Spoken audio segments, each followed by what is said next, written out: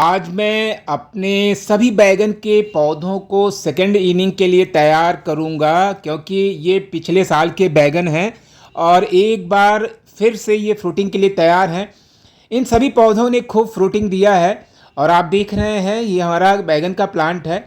तो दोस्तों, अगर आपके पास खेत नहीं है, ज़मीन नहीं है, तो कोई बात नहीं है, घर की छत यानी टेरेस तो है ही, तो वहीं पर आप ताज़ी बिना केमिकल वाली सब्जियां उगा सकते हैं। आज मैं आपको बताऊंगा कि टेरेस पर सब्जियां उगाने का सही तरीका क्या है और किन बातों का ध्यान रखना चाहिए और कैसे कम जगह में भी भरपूर उत्पादन लिया जा सकता है। तो दोस्तों, सबसे पहले बात करते हैं धूप की। अधिकांश सब्जियों को रोज कम से कम 6 से 8 घंटे सीधी धूप चाहिए, इसलिए गमलों को ऐसी जगह रखें जहां दिन भर अच्छी धूप आती हो। यदि धूप कम होगी तो पौधे लंबे तो हो जाएंगे लेकिन फूल और फल कम देंगे।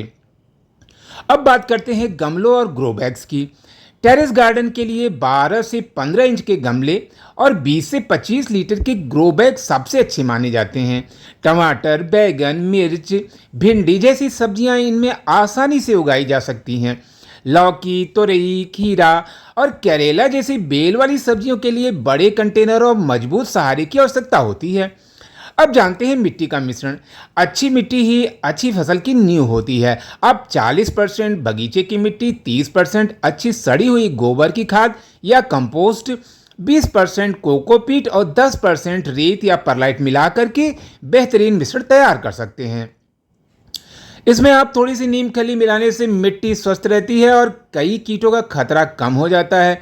अब बात करते हैं पानी देने की। सबसे बड़ी गलती लोग यही करते हैं, रोज बिना देखे पानी दे देते हैं। याद रखें, जब मिट्टी की ऊपरी परत पूरी सूखी लगे तभी पानी दें। सुबह का समय सिंचाई के लिए सबसे अच्छा माना जाता है। गमले में पानी रुकना नहीं चाहिए वरना जड़ें सड़ सकती हैं। अब दोस्तों, आते हैं हम खाद पर। हर 10 से 15 दिन में वर्मी कंपोस्ट या अच्छी सड़ी हुई गोबर की खाद दें। फूल और फल आने के समय पोटास और फास्फोरस से भरपूर जैविक खाद देना लाभदायक होता है। इससे फल अधिक आते हैं और उनकी गुणवत्ता भी बेहतर होती है। अब बात करते हैं कीट और रोग नियंत्रण की। टेरेस गार्डन में सफ़ेद मक्खी, एफिड, मिलीबग जैसे कीट आ सकते हैं। इनके नियंत्रण के लिए हर 10 से 15 दिन पर नीम के तेल का स्प्रे करें। यदि कोई पत्ती या फल रोगग्रस्त दिखाई दे तो उसे तुरंत हटा दें ताकि संक्रमण न फैले। अब जानते हैं कि टेरेस पर कौन कौन सी सब्जियां आप आसानी से उगा सकते हैं। टमाटर, मिर्च, बैगन, भिंडी, पालक, मेथी, धनिया, मूली, गाजर, लौकी, तुरई, खीरा, करेला, सीम जैसी कई सब्जियां सफलतापूर्वक आप उगा सकते हैं।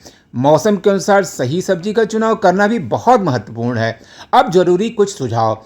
गमलों को समय समय पर घुमाते रहें ताकि पौधों को हर तरफ से धूप मिले। सूखी और पीली पत्तियां हटाते रहें। बेल वाली सब्जियों को मजबूत जाली या रस्सी का सहारा दें। पौधों को नियमित निरीक्षण करें ताकि किसी भी समस्या का पता शुरुआत में ही चल जाए। दोस्तों, टेरेस गार्डन सिर्फ ताज़ी सब्जियां देने का माध्यम ही नहीं है, बल्कि आपके परिवार को स्वस्थ भोजन, शुद्ध वातावरण, प्रकृति के करीब रहने का अवसर भी देता है। थोड़ी सी मेहनत और सही देखभाल से आपकी छत एक हरे भरे किचन गार्डन में बदल सकती है। दोस्तों, गार्डनिंग करते हुए मैंने टेरेस गार्डनिंग संबंधी कुछ बातें आपको बताई, शायद आपको अच्छी लग रही हों।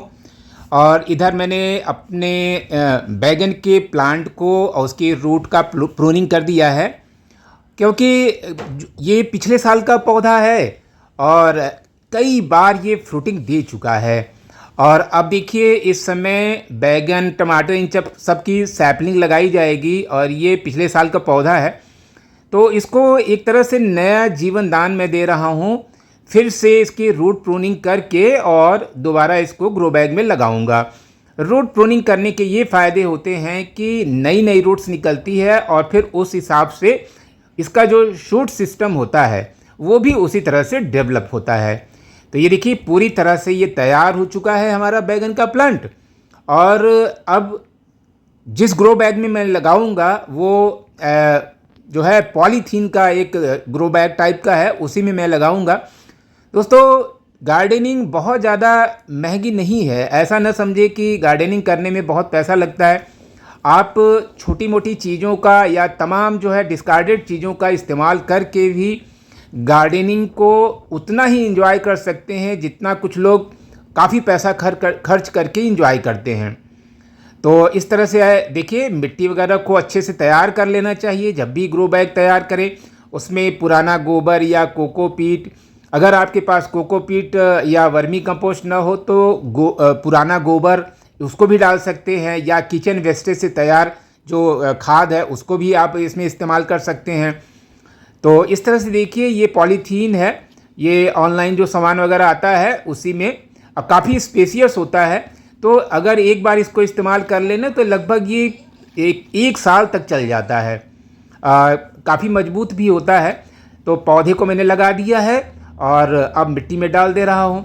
ध्यान रखना चाहिए कि इस तरह के ग्रो बैग में जब भी आप कोई पौधा लगाएं तो नीचे प्रॉपर होल कर दें, और बीच बीच में जो फर्टिलाइज़र वगैरह है तो फर्टिलाइज़र में आप अपने घर से जो किचन के सब्जियां वगैरह होती हैं उनका आप फर्टिलाइज़र बना करके पूरी तरह से, जो कि ऑर्गेनिक होता है, और आप तैयार कर सकते हैं। तो ये देखिए, मैंने अपने ग्रो बैग को तैयार कर लिया है। तो दोस्तों, ये वीडियो आपको कैसा लगा? इन्फॉर्मेटिव लगा हो तो लाइक करें, कमेंट करें, ज़्यादा से ज़्यादा शेयर करें ताकि और लोग भी गार्डनिंग की तरफ उनका झुकाव हो। तो मिलते हैं इसी तरह के और भी अच्छे वीडियोस के साथ। तब तक के लिए हैप्पी गार्डनिंग।